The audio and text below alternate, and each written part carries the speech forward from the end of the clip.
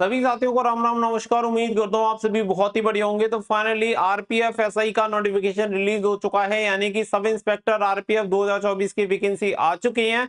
आप सभी को पूरी जानकारी मिलने वाली है। ऑफिशियल नोटिफिकेशन इसका जारी हो चुका है, तो सारी चीजें आप सभी को इस वीडियो में क्लियर हो जाएंगी।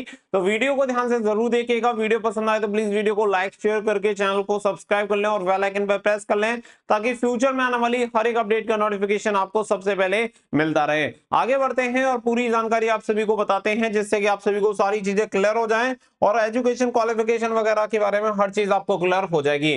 साथ ही में जो बच्चे यहाँ पे आरपीएफ की इस बार अच्छे से तैयारी करना चाहते हैं, उनके लिए किरण पब्लिकेशन की यहाँ पे प्रैक्टिस वर्क बुक मिल जाती है सब इंस्पेक्टर के लिए, जिसमें 22 सेट आपको देखने के लिए मिल जाएंगे। साथ ही में 2018-19 के हल प्रश्नों सहित आप सभी को ये बुक देखने के लिए मिल जाती है, जिससे काफी बढ़िया आपकी तैयारी हो जाएगी। इसी तरीके से 2018-19 के सॉल्व पेपर आप सभी को देखने के लिए मिल जाते हैं, जिसके 23 सेट आपको मिल जाएंगे। 2024 का लेटेस्ट एडिशन है करंट पब्लिकेशन का सब इंस्पेक्टर के लिए, जिससे कि आप सभी को ये पता चल जाएगा कि किस टाइप के क्वेश्चन आपको एग्जामिनेशन में पूछे जाते हैं। वहीं पे जो बच्चे कांस्टेबल के लिए भी अप्लाई करेंगे, तो कांस्टेबल के लिए प्रैक्टिस वर्क बुक आप सभी को मिल जाती है 2018-19 के हल प्रश्नों सहित 22 सेट आपको देखने के लिए मिल जाएंगे किरण पब्लिकेशन के 2024 का लेटेस्ट एडिशन। और वहीं पे कांस्टेबल के लिए सॉल्व पेपर भी आप सभी को मिल जाते हैं डिटेल सॉल्यूशन के साथ 41 सेट आरपीएफ कांस्टेबल के लिए किरण पब्लिकेशन के।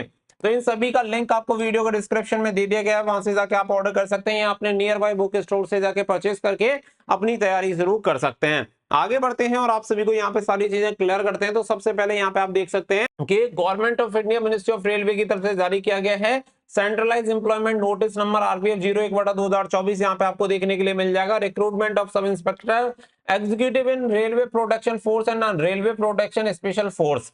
यहाँ पे अगर आप देखेंगे ओपनिंग डेट ऑफ एप्लीकेशन तो 15/4/2024 से आपके ऑनलाइन एप्लीकेशन फॉर्म स्टार्ट हो जाएंगे, यानी कि कल से आप इसके लिए फॉर्म अप्लाई कर सकते हैं। और इसकी जो क्लोजिंग डेट रहेगी वो 14 मई 2024 यहाँ पे रहने वाली है। साथ ही में यहाँ पे करेक्शन का भी टाइम आप सभी को दिया गया है, तो 15 मई से लेकर 24 मई तक आप इसके लिए करेक्शन भी करवा सकते हैं। इस वैकेंसी के लिए male and female both candidate eligible हैं, तो दोनों ही कैंडिडेट इसके लिए अप्लाई कर सकते हैं। सब इंस्पेक्टर की पोस्ट रहेगी, लेवल 6 की सैलरी मिलेगी, जिसमें स्टार्टिंग में 35,400 से सैलरी स्टार्ट होती है। एज क्राइटेरिया आपका 20 से 28 साल यहाँ पे रहने वाला है और टोटल वैकेंसी आपकी 452 निकाली गई है। उम्र की गणना आपकी 1 जुलाई 2024 से रहने वाली है। आगे बढ़ते हैं तो यहाँ पे फिर बात आ जाती है कि यहाँ पे पोस्ट आप सभी को ये सारी चीजें क्लियर हो गई। मिनिमम एजुकेशन क्वालिफिकेशन आपकी होनी चाहिए ग्रेजुएट, तो कोई भी ग्रेजुएट कैंडिडेट इसके लिए अप्लाई कर सकता है।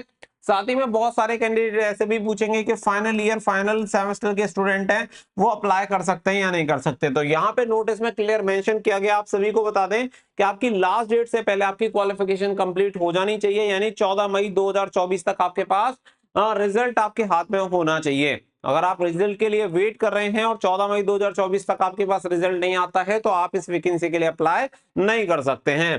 तो ये चीज यहाँ पे आपकी स्पष्ट हो जाती है। इससे आगे यहाँ पे अगर हम बात करें कि यहाँ पे एज क्राइटेरिया क्या रहेगा, तो 1 जुलाई 2024 को आपका एज क्राइटेरिया काउंट की जाएगा। 3 साल की आपको छूट मिल रही है, इसलिए नॉर्मल जो आपका प्रिस्क्राइब होता है उसमें 20 से 25 साल उम्र होती है, लेकिन इस बार आपकी जो एज क्राइटेरिया रहेगी वो 20 से 28 साल जनरल और ईडब्ल्यूएस कैटेगरी में रहेगी। अगर आप ओबीसी हैं तो आप 31 साल तक अप्लाई कर सकते हैं और एससी एसटी कैंडिडेट 33 साल तक इसके लिए आवेदन कर सकते हैं। वहीं पे अगर हम बात करें रिक्रूटमेंट प्रोसेस के बारे में, तो सबसे पहले यहाँ पे देख सकते हैं कि आपको ऑनलाइन अप्लाई करना होगा। तो ऑनलाइन अप्लाई करने के बाद फिर आप सभी यहाँ पे देखेंगे कि रिक्रूटमेंट जो प्रोसेस रहता है वो यहाँ पे इन स्टेज में कॉम्प्रोमाइज होता है। जैसे कि यहाँ पे अगर देखेंगे तो यहाँ पे आप सभी को पहले कंप्यूटर बेस्ड टेस्ट आप सभी को होगा, फिर फिजिकल एफिशिएंसी टेस्ट पीईटी होता है, साथ ही में आपका पीएमटी यानी फिजिकल मेजरमेंट टेस्ट भी आपका होता है, फिर आपका डॉक्यूमेंट वेरिफिकेशन होता है और इसके बाद आपका मेडिकल भी कंडक्ट होता है। तो इन सभी स्टेज में आपकी जो भर्ती होती है वो कंप्लीट होती है। सबसे पहले रिटन एग्जामिनेशन की बात करें तो देखो रिटन एग्जामिनेशन जो होता है, यहाँ पे मैं आप सभी को क्लियर कर दूं कि गलती से लिख गया है यहाँ पे ग्रेजुएट लेवल का आप सभी का यहाँ पे रहने वाला है, ठीक है। और यहाँ पे टोटल 90 मिनट का आपका पेपर होता है, जिसमें 120 क्वेश्चन आपको पूछे जाते हैं। हर एक क्वेश्चन के लिए 1 नंबर दिया जाएगा, यानी कि 120 नंबर में से आपकी मेरिट बनेगी। साथ ही में यहाँ पे नेगेटिव मार्किंग 1/3 की आपकी नेगेटिव मार्किंग रहने वाली है, यानी कि 3 गलत उत्तर देने पर 1 नंबर आपका डिडक्ट कर लिया जाएगा।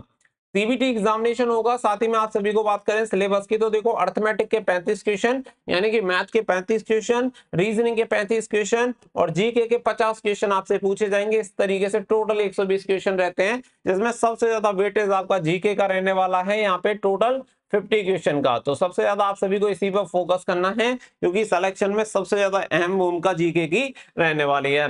वहीं पे अगर मैं पीईटी की बात करूं तो देखो पीईटी में देख लेते हैं कि अगर आप मेल कैंडिडेट हैं तो सब इंस्पेक्टर के लिए आपको 6 मिनट 30 सेकंड में 1600 मीटर की रनिंग पूरी करनी होगी।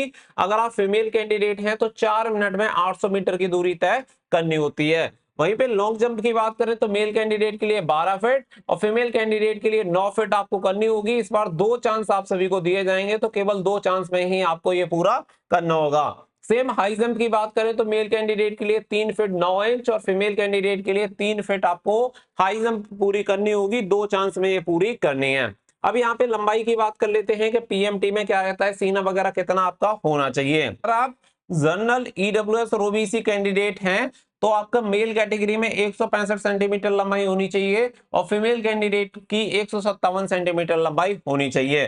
जनरल ईडब्ल्यूएस और ओबीसी कैंडिडेट का सीना 80 सेंटीमीटर नॉर्मल और 85 सेंटीमीटर फुलाव के साथ होना चाहिए। वहीं पे अगर आप SC ST कैंडिडेट हैं तो मेल कैंडिडेट की लंबाई 160 सेंटीमीटर और फीमेल की 152 सेंटीमीटर होनी चाहिए।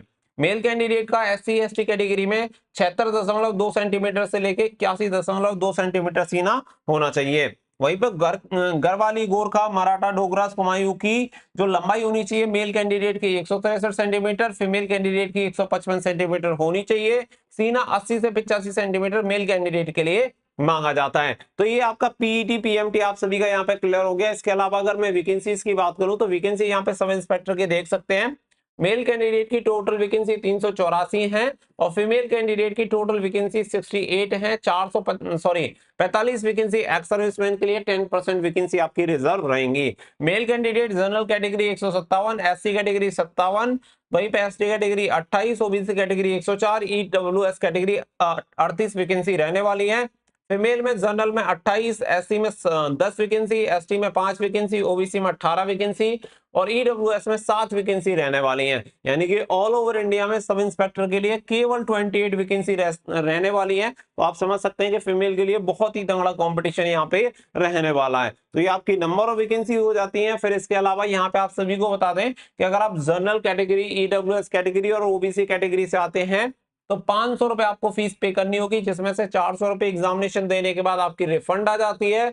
वहीं पे अगर आप बिलोंग करते हैं SC ST ex serviceman, female या माइनॉरिटी कैटेगरी से आते हैं तो 250 रुपए आपको एप्लीकेशन फीस पे करनी होगी और 250 रुपए आपकी पूरी रिफंड आ जाती है एग्जामिनेशन में अपियर होने के बाद। अगर आप एग्जामिनेशन नहीं देते हैं तो आपकी एप्लीकेशन फीस जो है वो रिफंड नहीं होगी। अप्लाई करने की डेट्स ऑलरेडी मैंने आप सभी को क्लियर कर दी है, तो उम्मीद करता हूं कि हर एक चीज यहाँ पे आप सभी की क्लियर होगी। इससे रिलेटेड जो भी चीजें होंगी वो रेगुलर मैं आप सभी को अपडेट करता रहूंगा, तो आप सभी को सारी चीजें क्लियर रहेंगी। तो अपनी तैयारी में जुट जाइए। बुक्स मैंने ऑलरेडी बता दी है, लिंक वीडियो को डिस्क्रिप्शन में दे दिया गया है। मिलेंगे नेक्स्ट वीडियो में, फिलहाल के लिए बस इतना ही। तो थैंक यू फॉर वॉचिंग।